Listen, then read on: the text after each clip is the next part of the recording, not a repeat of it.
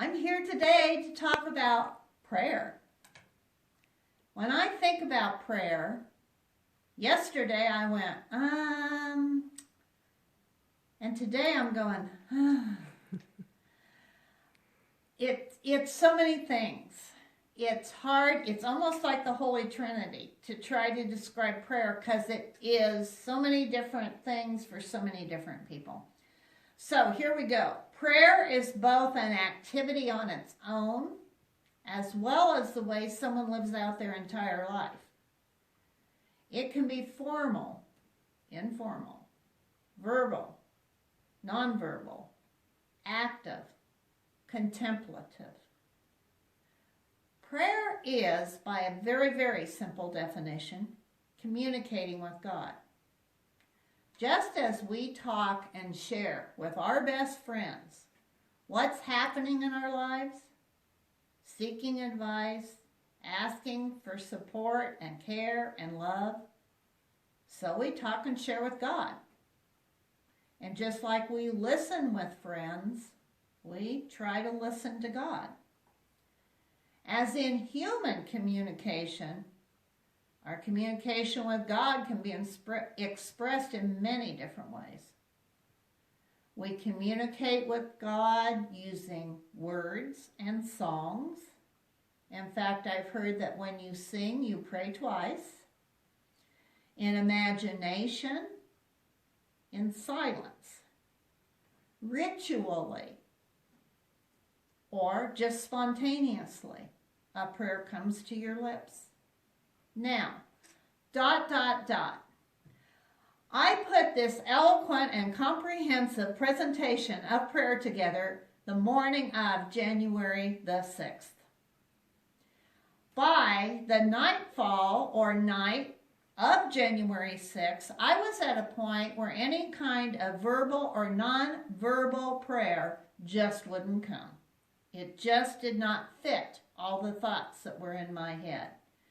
It was a very simple, oh, please, God, help us. So there you go, how prayer can be. Now, back to location. We can pray in church, our gardens, nature, our cars. Lots of us do that a lot while we're driving, while in the shower. Location doesn't make a great deal of difference. We also can lie in our beds in the morning before we put our feet on the floor, a morning offering of prayer, asking to have our days looked over, protected. Last thing we can do when we go to bed at night, when we've lifted our feet off the floor, and we say, thank you for the day I had, thank you for this, help me with this that came up tomorrow, and we drift off to sleep.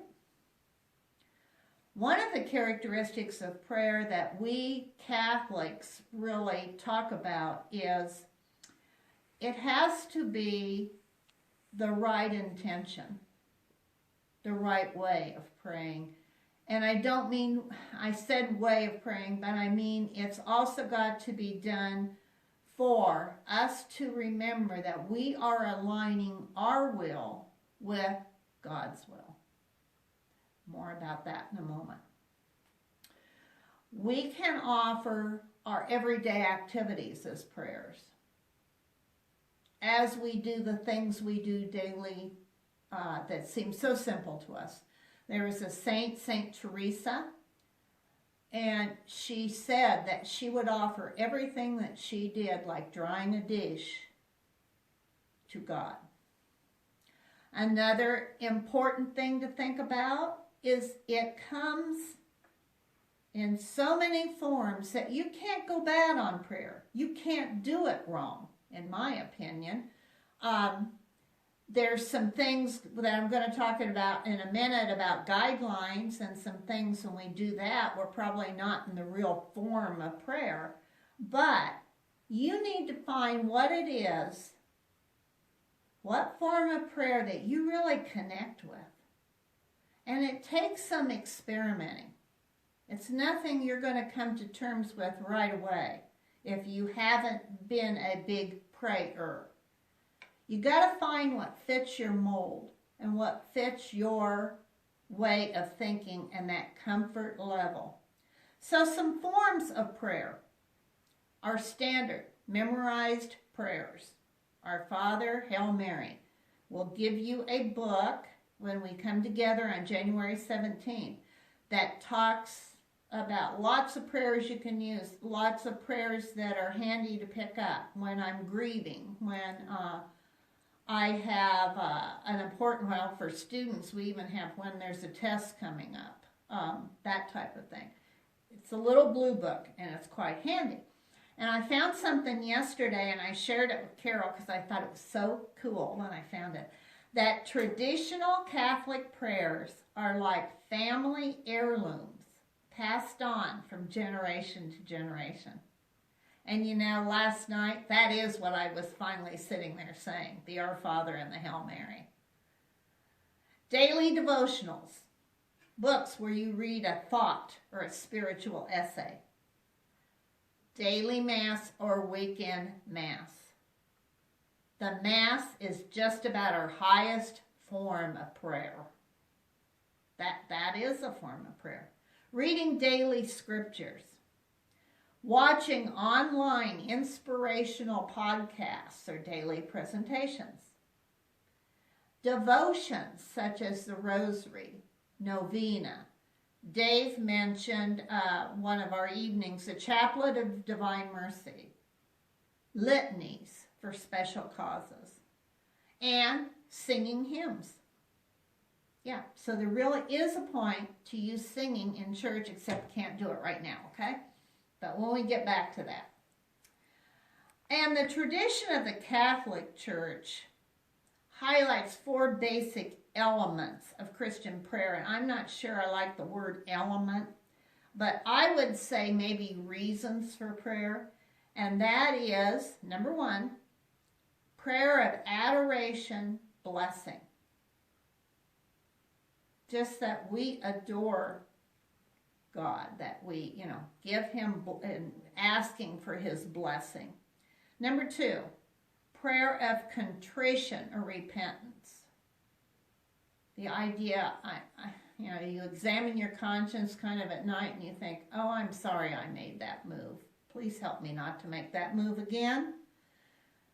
Number 3, prayer of thanksgiving and gratitude. Yes, thank you for everything you did for me, for helping me with that, getting me through that. And number 4,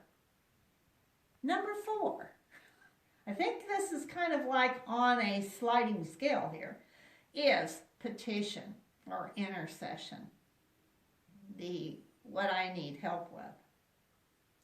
Now, I have a worksheet that I've used for years, and I've got to say, part of the time I've used it with the 10th grade so that it reverts back a little bit to a teenager's way of thinking.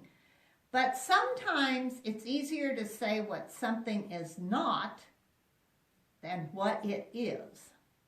We know it isn't this. So here we go. Prayer is or is not. And the worksheet, and you'll get a copy of this, says sometimes we make a few mistakes when we pray in petition. This might be where we go over the line a little bit.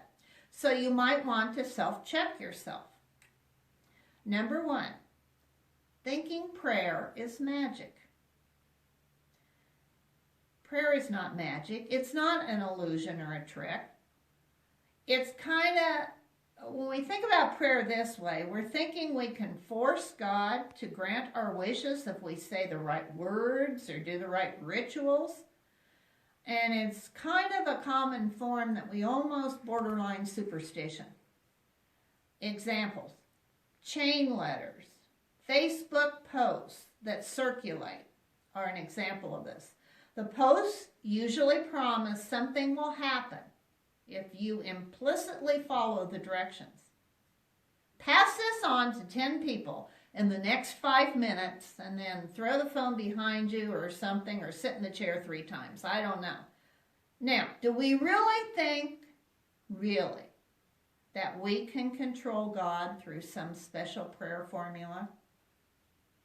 Prayer, remember what I said, is to align our will to God's will. 2, praying for things we really don't need. Okay, the Catechism says pray for every true need, but we have a problem making that true, kind of slide over to that I want. And it says here, winning the championship game connects with the teenagers, getting the highest grade in class, but here's a few more. Winning the lottery or beating a friend at golf. They're good things, but none of them are true necessities. Life's going to go on. I think we've all had experiences with that. Oh, that was a crushing blow. But you know what? We got up the next morning. Life went on. What do you really, really need? Here's another one I have heard more and more from people too. Don't be wagering with God. If the prayer's answered, okay, now God, if you answer this prayer right now, I promise you that I will go to weekend mass. I promise. Okay. Well, don't be surprised if nothing happens. God's not obliged to, or we're not obliged to give a reward, and neither is He for, something probably that maybe isn't a true necessity. Praying for evil, number 3. Okay. Obviously, God will not respond to a prayer for something that is evil. God's not going to help get revenge or bring harm to another person. Examples of this would be, and I know we haven't always said them out loud, but I bet some of us have thought these things. God will get you for that. Or, I hope something bad happens to you, or I hope that whatever happened to me, I hope you experience that someday, okay? Not good. Not good. God's not going to cooperate there. Praying for things when we are unwilling to do our part. Perfect example with the 10th graders. Is it okay to pray for, to do good on a test? Absolutely. Get in there, light the votive lights, say your prayer. Hey, by the way, when you go home, study for that test, okay? God's not going to let you ace the test without doing your part. And the thing that we have here kind of for us as more adults is there's an old Russian proverb. If you get caught in a storm on the lake, pray to God, but keep rowing toward shore. My version is the story of the man, the flood comes and he's on the roof. And they send a helicopter, and he says, no, God's going to save me. They send the boat. No, God is going to save me. He dies. He goes to heaven. He says, God, why didn't you save me? And God says, I sent you a helicopter and a boat. We do our part. 5, not being sincere. Oh, you're always sincere in prayer, aren't you? Always sincere.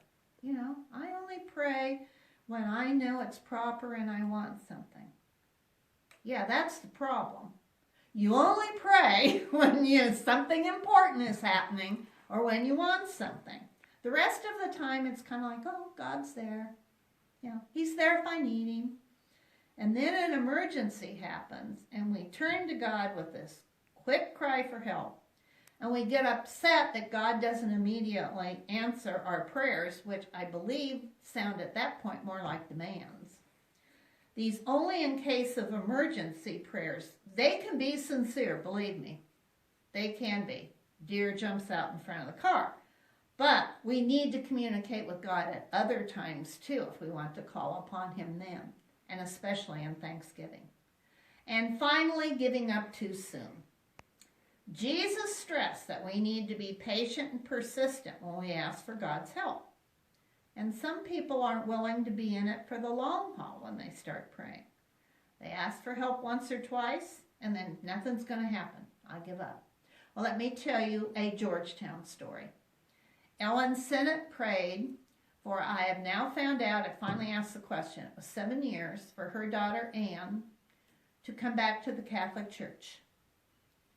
She prayed for that 7 years daily. When it happened, she thought her prayer had been answered. Ellen Wood, God answered my prayer, and they gave a statue of St. Anne to St. Patrick's, which I can show you to this day, in Thanksgiving. So some people are in it for the long haul. Okay, that's my little presentation. But it's going to be concluded by us coming up on next Tuesday, and I will send you out a list of questions that we're going to talk about, some more than others. I'm hoping we will all chime in and kind of form a prayer panel. That's how we've always done the rest of this session. And again, it will show there's so many ways to pray. There are different forms people have found. There's different tools we've come up with. And with the wisdom of the group, maybe you'll get some ideas that will work for you. So see you Tuesday.